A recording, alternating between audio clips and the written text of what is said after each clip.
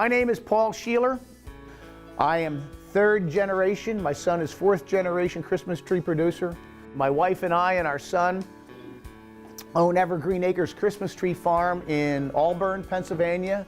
Our farm was started in 1945 when my father got out of the service. We're mostly a wholesale operation. We're shipping several thousand trees into New York, New Jersey, Delaware, Maryland, and most of our customers are in southeastern Pennsylvania. I worked for Penn State Cooperative Extension for 28 years, and my specialty area of education that I taught other growers was Christmas tree production. This is a top off a 6-foot tree. I just cut it off the other day. Isn't that beautiful? That's genetics for you. Bad genetics. Genetics plays a big part in this industry. Hopefully we'll learn some of that.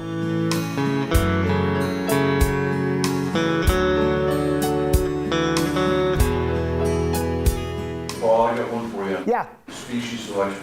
Yeah. No furs like wet feet, I heard. But if you have you have places in the field that are more moist than others, what would you say, what fur would you say is most tolerant? If there is such a thing, it's a Canaan. It is advertised in catalogs that they tolerate wet sites. We got to remember one thing. There is a difference between surviving and thriving. Will they live in wet sites? Yeah, they will. Will you end up with good trees? Very few. That's the problem. Will they? Yeah, they will survive. They'll live. They'll be. I can't say they'll be as happy as a clam there, but they will survive.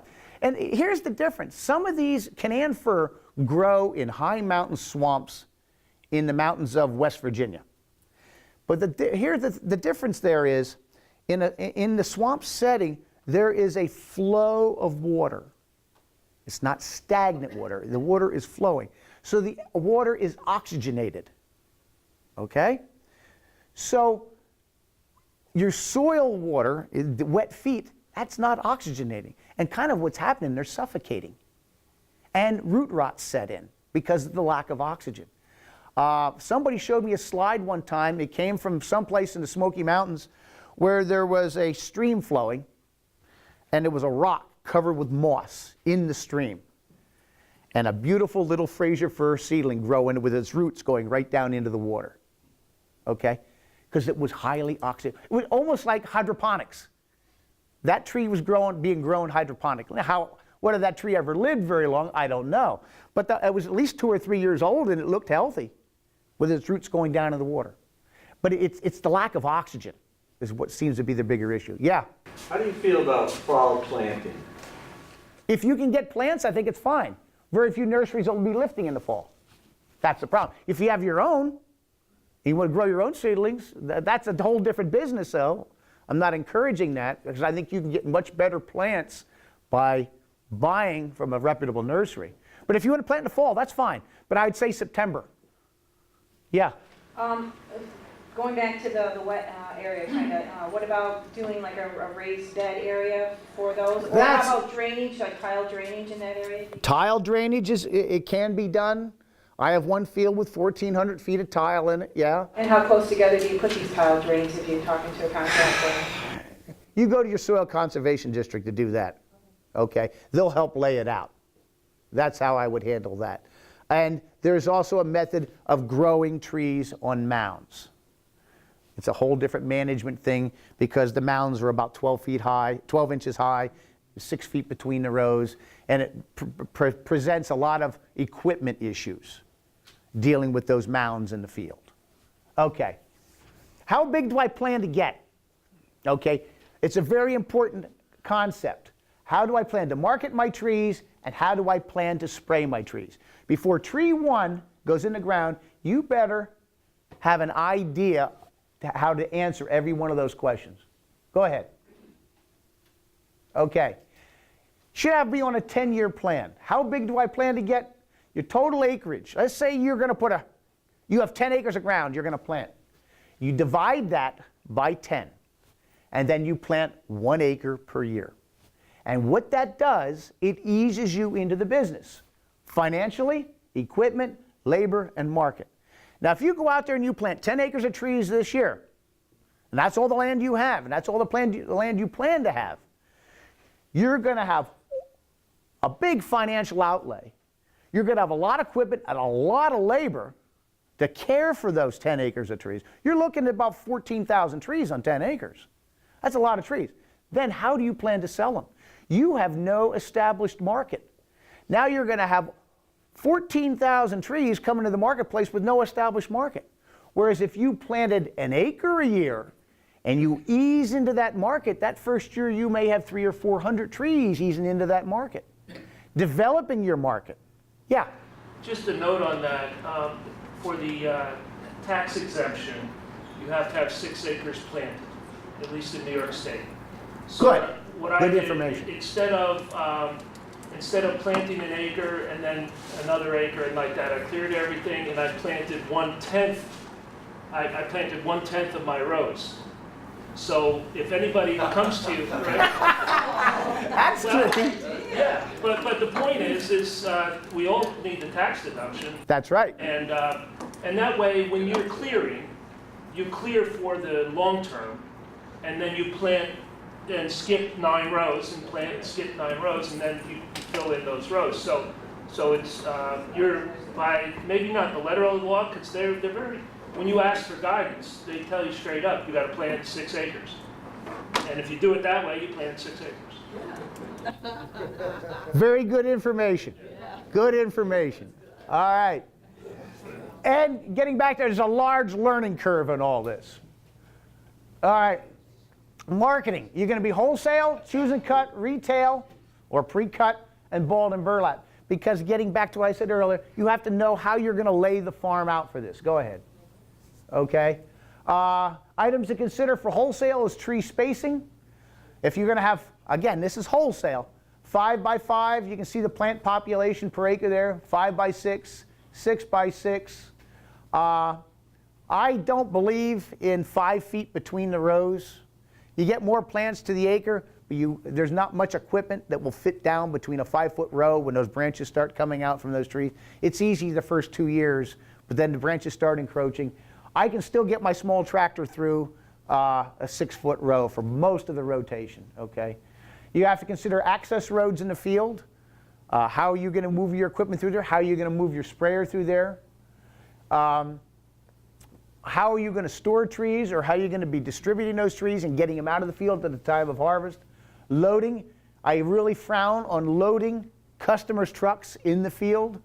You get a wet day, you're going to have the tractor there to pull that truck out, because most trucks picking up their trees will not be 4-wheel drive. Okay? Space and hard base roads. Go ahead, because I'm going to try to get through this stuff here. Excuse me? Yeah. Is the spacing trunk to trunk? Yes. Yes. Trunk to trunk. 6 feet between stump to stump. Yes. Yep. Items to consider for choose and cut. Again, tree spacing. For a choose and cut operation, I really wouldn't go smaller than 6 by 6. You would, and again, as a new grower, I know from experience, new growers are afraid to trim their trees. They're afraid they're going to hurt them. They're afraid they're going to mess them up, and they end up getting wide trees. Okay? It's just the nature of the beast. You're going to end up doing. A lot of you will anyway. So give yourself a little bit more with a 6 by 6 spacing at least.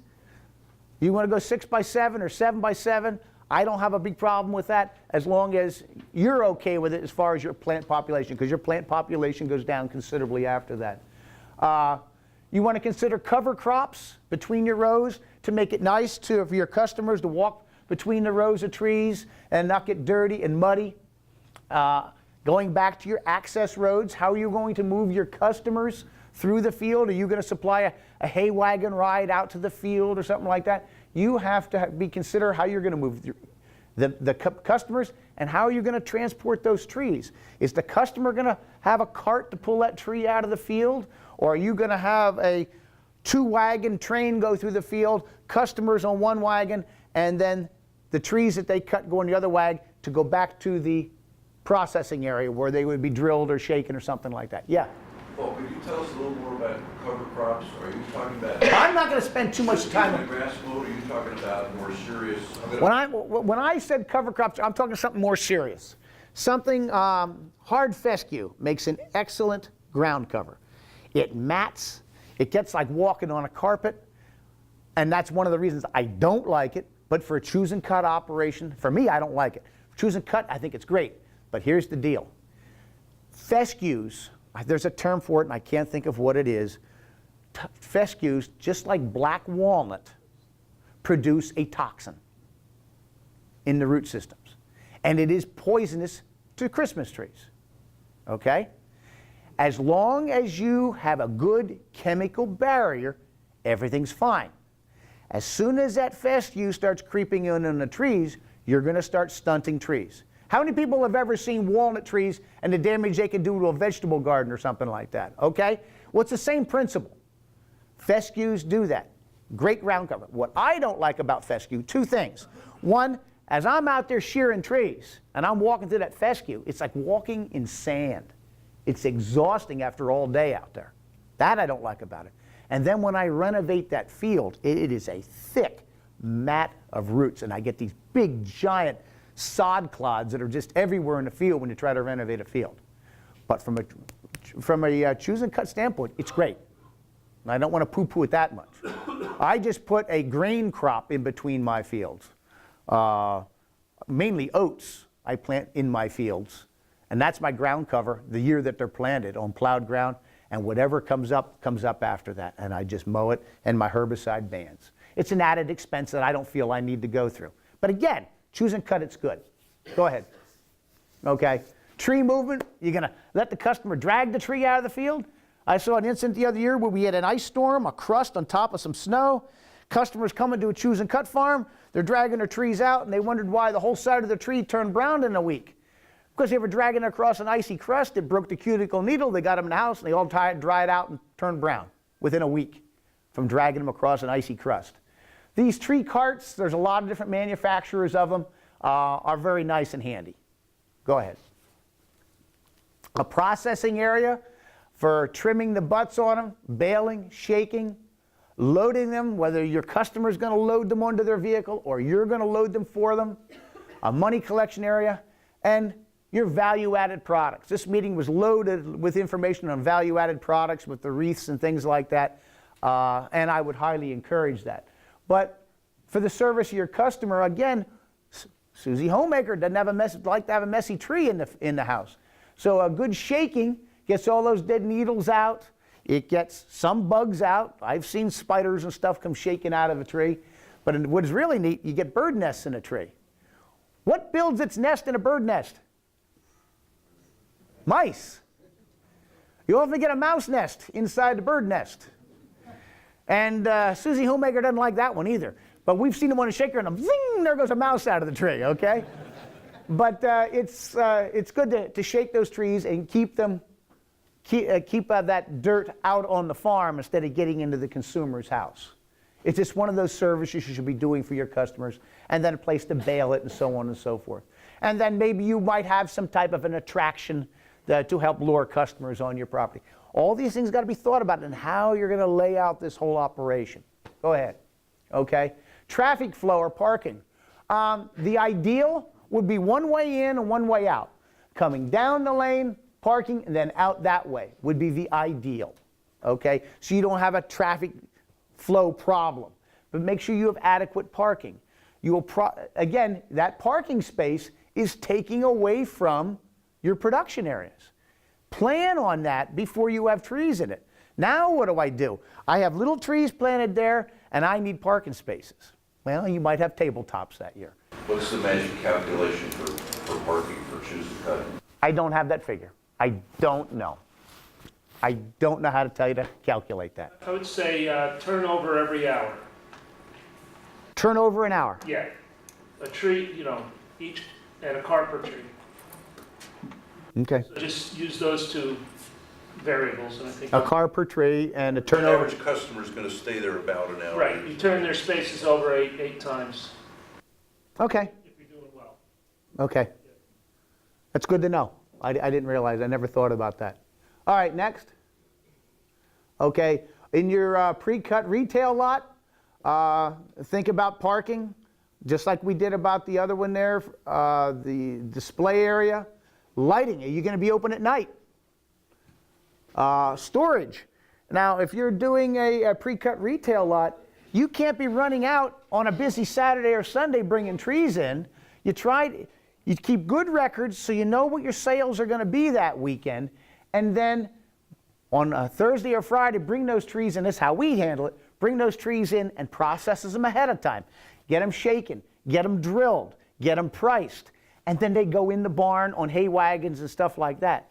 And then our display pins, when a display pin is empty, the tree is sold, boom, we grab another tree out of the barn, goes on the peg, and it's ready to rock and roll. Okay? You're not taking that time when you're very busy. Try to plan these things ahead of time. Okay? And balled and burlap, I'm not going to spend too much time on balled and burlap. Okay? This is the one you got to think about. I can't emphasize this one enough. You're raising trees, plan on spraying. Figure out what type of sprayer you're going to have. And that kind of is dependent on how big you plan to get. Even a 10-acre operation, planting an acre per year, you have to think, I got to get all those trees sprayed, depending what kind they are, in a very narrow window of opportunity. Make sure you have a piece of equipment big enough to do that and get it done in a short period of time. But you got to consider the reach of that sprayer. How far in will that reach? And that determines your block width. In my case, my sprayers reach in effectively 7 rows. So I put an aisle every 12 rows. That gives me 2 rows of overlap in the center. When my spray pattern starts getting a little bit weaker, but I'm still getting 2 rows of overlap in the center. But I base my my aisles, my block width on my sprayer. And I base my width of my access roads in the field on my biggest tractor. And over the years, I've gone from 10 feet to 12 feet to 14-foot aisles. Because the biggest tractor I have now is a 125-horse New Holland. And it has gotten wider. Because if I have trees planted here and trees planted here and they're the same age, when they get mature, they've encroached in the road. And even at 14 feet aisles with that tractor, I'm still brushing trees. Okay? And figure out, that's how you would calculate the number of rows to the block. And make sure there's roads on the field edges next to the woods. Don't plant up to the woods. They're going to end up being garbage anyway because the shading doesn't allow them to develop. I would say stay off the woods at least 25, 30 feet at the least. And even then you're going to get number 2s that are growing close to the woods. Go ahead. Okay. What's that? Yeah, because I have a bigger tractor. For years and years and years, we got by on 12. 12 feet aisles, 12-row blocks. Is that what did you ask? The distance where you're having your access road. The access roads mine are 14. So 14 rows of trees? No. The access road, the road that I'm running my tractor down. The road I'm running my tractor down. Now, okay, here's my road. Here's my row, here's my trees. And there's my next row. My roads are 14 feet, and I'm putting 12 rows to a block. That's me. Right. Base it on your sprayer. The gentleman that did the program with me yesterday, we were talking about show trees. He has a big Whalen sprayer. That's a 500-gallon trail behind tank sprayer. He reaches in. Put it this way, he has 14 rows to a block. He has 2 more rows than I do because he has better reach than I do with his sprayer. But base your row, because what happens, go to the next slide. What happens is these trees are not being treated. Now you're starting to get inoculum in the field of a disease or an insect that have to be controlled on all these others. So that's why you need to get thorough coverage with your sprayer. That is really, really important when laying out a field. Next. Question. That's it. Okay, questions. Yes. Well, I struggled with this. How do you get the other side, going back to that spray pattern that was just up there, how do you get the other side of the tree from the other direction? Or do you just... That boils down to the quality of sprayer, I'm sorry to say. You want to go back? One more? Okay. The Canon here is putting out, again, there's so many different sprayers. Right? I'm not necessarily saying a mist blower. There are 3-point hitch mounted sprayers you can put in one of those little tractors that spray out both sides, and you can do 2 rows on this side and 2 rows. You just keep zipping up and down the rows. I don't like that because it puts me more in exposure to the products. Okay? You can use a backpack sprayer. You can use a backpack mist blower. You want to get out there and be dressed up like a frogman. Okay? I've been around pesticides all my life, and sometimes I wonder what's going to end up because of it. I'll be honest with you. But I've tried in recent years for both my son and I to get we like these mist blowers because we wear safety equipment, but we rarely get it dusted at all. Unless you have a breeze that would blow back on you, and you don't want to be spraying when there's a breeze anyway. But getting the back sides of these trees, there's quite a bit of stuff coming out of the main cannon. You have 2 auxiliary nozzles here to get the closer, but I don't have too much trouble hitting the back sides of the trees. I think my opinion is I think you're trying to reach too far. Could that be? Well, no, I have smaller equipment and I go up and down the rows and I have the same concern that you do with respect to exposure material. Yeah. And I'm rethinking that. Yeah. You know, I'd rather not have material on me or risk getting it on me as opposed to maybe not getting the other side of the tree. But then there's a disease risk. Or An interesting thing, I've done it, and the other gentleman was up with me yesterday. Let's say I'm spraying Douglas fir, 4 applications of Bravo on Douglas fir for needle cast control. The one time, we go around the field the way that tractor's going. The next application, 10 days later, we go the opposite direction. And just a certain way that flows will give you better coverage. That affects some coverage in those inner parts of the block. All right? Yeah? If we can leave Douglas fir aside, which seems to have unending lists. It's the new Scotch pine. You just talk about the true firs, Fraser and Canadian. We're going to be getting into all of those. Are you going to go over what you actually spray for and how much? That's getting pretty in-depth, but we can touch on that. That's getting very, very in-depth. That's a whole day talking about the different pests of the different species of tree. There are a couple key pests that are relevant to all species. So you're going to go over that? I'll touch on that, yeah.